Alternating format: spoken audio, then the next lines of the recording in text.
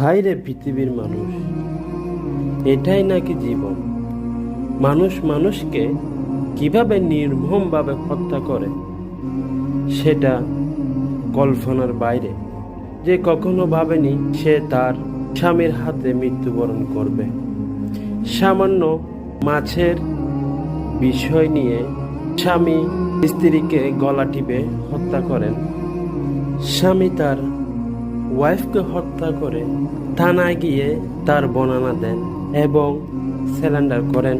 আল্লাহ তাআলা মানুষকে সৃষ্টির সেরা জীব হিসেবে পাঠিয়েছেন, কিন্তু মানুষ এখন জন্তুর চেয়ে নিকৃষ্ট হয়ে গেল। মানুষ মানুষের প্রতি মায়া মহব্বত ভালোবাসা ভুলে মানুষের সাথে এমন আচরণ কি মানুষ করতে পারে?